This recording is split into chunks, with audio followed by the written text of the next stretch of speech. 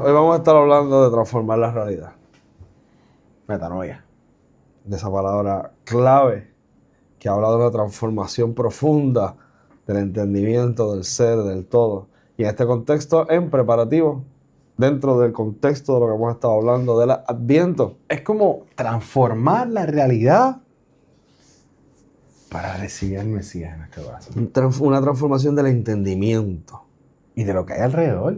De todo, porque esa es la idea, que vamos a estar transformándolo todo para recibir al Mesías. Pero esa palabra en la traducción normal no dice metanoia, obviamente, porque dice en griego la palabra es metanoia, pero normalmente nuestras Biblias no traducen como transformación. Lo traducen como arrepentimiento. Exactamente. Porque es un entendimiento de que lo que estás haciendo no está correcto y por lo tanto tienes que transformarlo, cambiarlo. Pero la gente cuando se arrepiente no necesariamente lo hace. Eso no sirve, no necesariamente nos cabe para un episodio de esto, pero podríamos hablar en alguna ocasión específicamente. Fíjate, es un buen tema. Algunos conceptos del griego, cómo se traducen y cómo los entendían y cómo se entienden. Claro, eso está espectacular. Si les gusta esa idea, coméntenlo ahí abajo. Sí, escríbelo ahí. Y le metemos. Leo yo el texto, me parece bien. Hoy estamos leyendo en Mateo, capítulo 3, versos del 1 al 12. Dice así la palabra de nuestro Señor. En aquellos días vino Juan el Bautista predicando en el desierto de Judea y diciendo: arrepentidos porque el reino de los cielos se ha acercado. Pues este es aquel de quien habló el profeta Isaías cuando dijo: voz del que clama en el desierto, preparad el camino del Señor, enderezad sus sendas. Y Juan estaba vestido de pelo de camello y tenía un cinto de cuero alrededor de sus lomos, y su comida eran langostas y miel silvestre. Y salía a él Jerusalén y toda Judea y toda provincia de alrededor del Jordán, y eran bautizados por él en el Jordán, confesando sus pecados. Al ver él que muchos de los fariseos y los saduceos venían a su bautismo, le decía: generación de víboras, ¿quién os enseñó a huir de la ira venidera? Haced pues frutos dignos de arrepentimiento, y no penséis decir dentro de vosotros mismos: a Abraham tenemos por padre, porque yo os digo que Dios puede levantar hijos a Abraham aún de estas piedras. Y ya también el hacha está puesta a la raíz de los árboles. Por tanto, todo árbol que no da buen fruto es cortado y echado en el fuego. Yo a la verdad os bautizo en agua para arrepentimiento, pero el que viene tras de mí, cuyo calzado yo no soy digno de llevar, es más poderoso que yo. Él os bautizará en Espíritu Santo y fuego. Su aventador está en su mano y limpiará su era y recogerá su trigo en el granero y quemará la paja en fuego que nunca se apagará. Ese capítulo que vamos a hablar hoy tiene muchas imágenes, tiene mucho... Cuando tú lo ibas leyendo, yo rápido veía el hacha así en la parte de abajo, en la raíz del tronco, ready para tumbarlo. ¿Te acomoda o se te tumba? Sí. Es como cuando tú pasas por el lado. Yo soy de San Germán y cuando... Yo no sé si acá también lo dicen, pero por ejemplo en San Germán yo siempre escuchaba a mis tíos y qué sé yo, que te decían, si un árbol como que no te ha dado fruto, qué sé yo, tengo un tío que tiene un árbol de limón en la casa y me estaba contando en estos días, me dijo, no, ese árbol de limón lleva 4 años sembrado y no me ha dado fruto, qué sé yo qué. Pasé por el lado y le dije, estoy 6 meses, si en 6 meses no me da fruto, te voy a cortar. Y me entiendes, me acordó a eso, como que a esa amenazó el palito de limón. Amenazó al palito de limón. Ok, interesante. ¿Me entiendes? Sí. Pero es algo bien común, porque en San Germán, no sé si, como te digo, no sé si acá eso es común, pero allá le hablas a las plantas se le habla, pero para que te hablen, le hablas bonito para que te echen flores, o qué sé yo, cuando no te ha dado fruto, pues lo hablas fuerte, qué sé yo, he escuchado como que eso mucho. Ok, yo no he escuchado eso. So, cuando tú le pones como que mi mente se va a full, a como que alguien con el hacha así, como que rey, como que mira, tú o me das fruto o te voy a tumbar, estás ocupando espacio ahí. Eso es lo que está planteando Juan. Pónganse a dar fruto o serán cortados. Y obviamente se lo está diciendo a los fariseos y a los saduceos que están allí con él, y es una escena muy extraña, claro, porque ellos son polos opuestos sí. en la teología del judaísmo. Y en la teología de Juan el Bautista también. También. Tú sabes. Una pregunta importante, se parece más a ¿qué hacen ellos allí? Una pregunta válida es ¿qué hacen ellos allí? Bueno, esa es la gran pregunta. ¿Qué hacen ellos ahí llegando ahí al río? Bueno, quizás puede ser viendo los bautismos de Juan, que Juan está ahí bautizando. Podría ser también para criticar lo que Juan está diciendo. Yo hice un poquito de búsqueda. Yo no hice esa pregunta. ¿No hiciste esa pregunta? No. Yo hice un poquito de búsqueda y una de las cosas que plantea es que podrían haber muchas razones. Obviamente no hay una certeza de que... Pero como había tanta gente que salía de Jerusalén y de Judea, dice que toda Judea y Jerusalén, sí. Pues que ellos están tratando de ver quién es que habla, que es ese arrepentimiento del que está hablando. Y entonces están saliendo... Sí, como para evaluarlo, como para decir qué es la que hay. Para medirlo. Okay. Como exacto, para ver de qué se trata lo que sea. Y claro, asumiendo que su mensaje era un mensaje bien radical, posiblemente habría algún fariseo, algún saduceo que tendría alguna inclinación espiritual por la cual se acercó. Claro. Pero lo que se cree es que primariamente estamos ahí como para tratar de ver qué es lo que se trae. ¿Qué está enseñando esto? Pero el texto, antes de llegar ahí, nos plantea de entrada. Hay toda una introducción con un estilo que tiene su cuestión escatológica.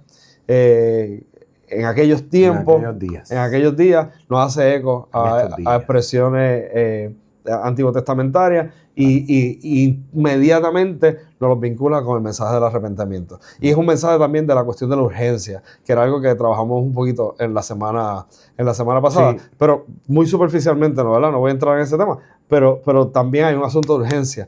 En aquellos días ya está pasando esto y avancen porque viene, si no serán cortados. Claro, pero aquí la urgencia es al arrepentimiento, pero es el llamado a la metanoia. A esa transformación. Del entendimiento y más que todo de la manera en cómo ellos están viviendo y lo que están viviendo en ese sentido. Que va también muy atado lo que es el mensaje que le está dando, pero también con el estilo de vida que le está teniendo, porque él está teniendo un estilo de vida muy distinto a lo que estaba pasando en su época, ¿me entiendes? Él está en el desierto, él come langosta, ¿me entiendes? Miel silvestre, ¿sabes? Come diferentes cosas, la manera en cómo se viste. Su discurso del otro, esa diferenciación que está haciendo, no solamente en lo que dice, sino que ese discurso empieza hasta en dónde vive, cómo se viste, claro, cómo come. Lo que come. ¿Sabes? Pero a mí me dijo un hermanito o una hermanita, alguien de la iglesia me dijo hace mucho tiempo, dijo, pero pastor, él está comiendo langosta y eso es algo como que suculento, es algo privilegiado. Y yo me di cuenta, digo... Claro, pero es que es normal, tú te acercas al texto bíblico y acá estamos en una isla, ¿me entiendes? Langosta tú lo encuentras en cualquier restaurante que puedas pagar 100 pesos por lo menos en ese plato. Yo nunca he comido langosta. ¿Nunca has comido langosta? ¿Nunca te has comido un grillito? No, espérate, ninguna de las dos. y ese es el asunto. En nuestro contexto, ese animal, la langosta para nosotros es... Sí, la que pesca. Bueno, no la pesca con la caña, sino que bucean y la cogen. Y sin embargo, esta langosta es ese insecto... O en las cages. Ese insecto grande que predomina en esta región. Y claro... Es una distinción que para nosotros, para el texto no es importante, para nosotros es importante porque alguna gente ha tenido esa confusión. Claro, ¿no? Imagínate, tú dices, pues Juan Bautista comía bueno. Comía bueno, con langostita con mantequilla. Mantequilla, y entonces a veces alguna gente le echa limón y miel, ¿me entiendes? Yo te dice, le echan limón y miel. Sí, bueno, hay gente que... tienes la langosta y la miel sí, hay gente que hace como un glazingcito con miel y qué sé yo qué eso. Te confunde, tú dices, wow, esto es un plato fancy. Y entonces, mientras tenemos a Juan... ¿No te imaginas a Juan ahí con un sartencito salteando ahí la langosta? Y lo que estás comiendo son un trapo de grillo gigante, un saltamonte gigante. Sacando la langosta después de haberla así. No piensa eso, piensa en un mugroso saltamonte. No, sí, aunque los saltamontes son bonitos, pero no me lo comería. La langosta, si la vienes a ver, tampoco es bonita, pero sabe buena. Muy buen punto. Pero, sin embargo, tienes esa ilustración de quién es y cómo se ve y cómo habla y lo que está haciendo y lo que come. Y al mismo tiempo... Habla de un cambio. Y al mismo tiempo... Una transformación. Tienes una respuesta a la gente impresionante. Claro. La gente está yendo en masa a escucharlo. Claro. La gente está yendo en masa a recibir su bautismo. Sí. Y creo que eso... Pero hay una conexión ahí con el mensaje que le está dando en Isaías, pero también en la manera como él se viste, cómo él come y todo, con un Mesías no con un Mesías, con un líder que ellos están esperando, como en los tiempos de Elías, tú sabes, y ese tipo de cosas. Así que, en cierto modo, su manera de estilo de vida responde también a una idea de un líder religioso que está esperando a la comunidad. Así que eso también es como que, espérate, este es el líder que estamos esperando. Hace eco directo en las tradiciones bíblicas antiguas testamentarias. Claro. Y creo que es la importancia de la ilustración, de tenerlo a él, porque quizás este es el que estábamos esperando. Exacto. Y eso hace sentido cuando la gente va en masa. Y también hay ese sentido cuando dijiste ahorita como que la idea de que ellos van a hacer testing. Claro. Como que, de los pero fariseos y los ¿este es el que de verdad estamos esperando o este otro más que está dando WhatsApp, ¿me entiendes? Pero viéndolo desde como las estructuras religiosas se enfocan a estos posibles líderes, yo no creo que estén cuestionándolo de una forma sana para simplemente para retarlo. Sí, para retarlo, para decir, este no es. Pero que hace de forma prototípica, o arquetípica, mejor dicho, de forma arquetípica la figura del que se está esperando, claramente está diciendo, yo señalo al que realmente es el que se está esperando. Claro, y también no solamente que señala al que se está esperando, también hace una confrontación de los líderes religiosos de su tiempo. Confrontación extraordinaria. Y entonces hace esa confrontación. Porque hay que tener pantalones para decirle a la gente que está ahí, mira, toda esta generación de víboras. Ahí ustedes son la generación de víboras. ¿Quién les enseñó a huir del fuego? ¿Quién a ustedes les enseñó? Y mira, o se enderezan o... Y a mí me encanta el asunto de enderezarse porque no es un asunto de hacer las cosas bien. Es un reclamo más allá de la cuestión de dar fruto. Claro. Que va a ser un énfasis importante en el discurso de Jesús. Claro. Y esa voz que está señalando al que va a devenir, al Mesías, nace no desde el privilegio, nace desde un desierto. Y esta idea de nacer desde un desierto o de que viene de un desierto con un estilo de vida no privilegiado, como pensaba el hermanito o la hermanita con las que te mencionó, las langostas, sí, rojitas, sino desde un aspecto de decir, ¿por qué viene del desierto? Vamos. Y a veces, reflexionando yo sobre esto, hablaba de que, bueno, en realidad ese desierto de donde viene, ¿por qué no viene esa voz que clama desde el templo? ¿Por qué esa voz no viene desde la ciudad? ¿O por qué esa voz no viene desde la sinagoga? Y en medio de eso, viene del desierto, porque el desierto, si nos ponemos a pensar, es el único lugar donde no está corrompido por el poder del imperio, porque al final el templo quedó corrompido por el poder del imperio, ahí pagándole a los sacerdotes que eran, y ellos escogían a los quienes eran los sacerdotes y cómo se iban a mover. Y en medio de eso, desde el desierto, sale esta voz para señalar el que ha de venir. Y eso se parece mucho a nuestras comunidades de fe, que a veces nosotros como que dentro de nuestra desolación, dentro del pastorado solitario, dentro de muchas situaciones, tú dices, DH, pero es que esta persona llegó con muchas necesidades y tú las atendiste, y tú dices, hay muchas necesidades en medio del pueblo. A veces se siente como que esto está difícil, no es tan sencillo. La gente no toma en cuenta necesariamente lo que estamos haciendo en la iglesia, y a veces pueden llegar esos pensamientos. Pero esa voz que clama, que se levanta para enderezar la senda, nace de ahí, del desierto, de la que señala al que ha de venir. Y en muchas ocasiones podríamos ver lo que también es ilustrativo, claro. porque son los muchos desiertos. Claro. En los desiertos de la opresión de Roma claro. Todos esos espacios de la Decápolis, es el desierto de la misma sinagoga, el desierto espiritual. Es una plétora de... La crisis social, la crisis económica que están viviendo ellos, donde solamente unos pocos son los que tienen el dinero y el resto de la gente, literalmente más de un 90% de la gente, más de un 57% de la gente que está ahí son esclavos. ¿Me entiendes? Y el resto está en el medio, solamente como un poquito. ¿De dónde sacaste esa estadística? Eso me acordé de una presentación de Diverto. Okay. Me acordé hasta de la tablita y todo, la presentación de Diverto. El porcentaje de los Sí. Okay. Por eso dije, perdón, porque tiene menos de un 5 o 6% de gente que está arriba, que están bien acomodados. Llevamos 2 episodios dándole pauta al profesor López. El profe, ¿entiendes? El profe. Entonces, abajo tienen los esclavos, que es la mayor parte, y en el mismo medio, son las pocas personas que pueden ser genuinamente que son comerciantes o que tienen, claro. ¿Me entiendes? Y en medio de eso, quizás me confundí en algún por ciento, pero vamos, acabo de hacer memoria ahí, pero es la idea de decir, hay una crisis social que está pasando. Hay muchos desiertos. Hay muchos desiertos que están pasando. Y para el que está leyendo a Mateo, para el que está leyendo el Evangelio de Mateo, cuando Mateo está escribiendo a su comunidad y redactándole el mensaje, esa gente también está en un desierto, brother.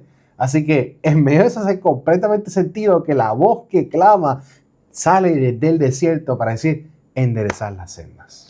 Mira, a mí hace poco estaba hablando con un ministro viejo y me estaba diciendo...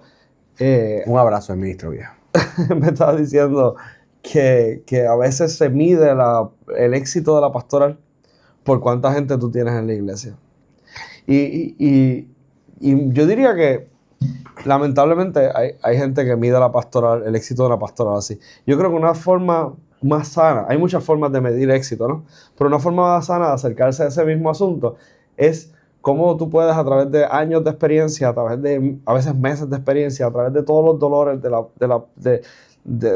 necesarios de la experiencia de la pastoral, poder acomodarte a poder sobrevivir y al mismo tiempo mantenerte siendo voz que clama en el desierto. Claro. Y creo que es un éxito, por lo menos, si vamos a decir que hay muchos éxitos, por lo menos me parece que es un éxito más digno que simplemente decir, ese ministro logró llenar la iglesia. Sí, no es como que acomodarte ya, sino es continuar en ese proceso de metanoia, de cambiar el entorno, el pensamiento, cambiar lo que está alrededor. Y yo creo que ahí es uno de los puntos que yo quisiera trabajar en mi predicación este domingo. Antes de que llegues a los puntos, y es parte del choque de lo que está planteando Juan con los fariseos y con los saduceos. Claro. ¿Dónde está tu enfoque? Ajá. Tu enfoque está en qué de la experiencia de la fe. Claro. Y Juan nos invita desde esa voz que clama en el desierto a simplemente hacer una transformación radical para poder recibir. Claro. Para recibir al Mesías. Que no lo estamos haciendo bien. A darnos cuenta que lo está recibiendo bien y porque él lo que está diciendo es porque hay uno que viene por ahí. Que es más grande que yo. Que yo no le puedo desatar a mí esa imagen me encanta, es tan bonita.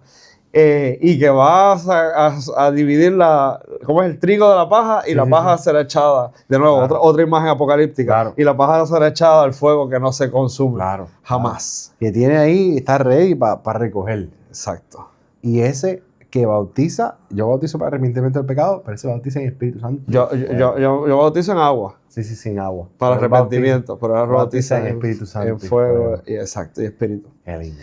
Ok, ahora sí, ¿cómo vas a predicar de esto? Pues yo pienso que ese aspecto de la metanoia, de la transformación y de cómo esa transformación de nuestra vida, de nuestro entorno, de lo que tenemos alrededor, nos lleva al arrepentimiento y prepararnos con ese mismo, hacer una continuidad con el mensaje del sermón pasado que yo lo titulé Despiertos a tu gracia, pues poder hacer una continuidad a ese sermón del domingo pasado. Entonces poder decir, bueno, para estar despierto tengo que transformar mi vida y transformar mi vida para transformar mi entorno, ¿no? Y en ese sentido comenzar a mirar eso otras cosas y confrontarme a mí mismo, es decir, cuando yo he sido uno de esos líderes religiosos que las tradiciones me han cegado y digo, hey, hay que cambiar estas cosas porque no es que la tradición sea mala, sino que quizás a veces en medio de la tradición nos hemos confundido, o hemos dejado de ver a Dios, o hemos dicho, no, este es mi lugar, tú no vas ahí, muévete, ahí voy yo, porque esa es mi esquinita, esa es mi silla, ahí es donde yo me siento a adorar a Dios, ¿me entiendes? Y entonces perdemos de foco de a quién servimos, a quién servimos. ¿Por qué estamos ahí? ¿Por qué estamos ahí? Ya. Por ahí me voy. Pues mira, yo creo que esta es una de las veces, yo creo que esta es la vez que más cercano estamos en la interpretación a nivel de la homilía, de cómo vamos a predicarlo. Yo quiero también hablar de la cuestión de la metanoia. Okay. Yo quiero hablar de la cuestión del arrepentimiento en esa esencia de lo que trae el lenguaje. No es lo de lo que trae el griego. No es arrepentirme de que, ay, tengo culpa, hice las cosas malas, tengo que hacerlas bien.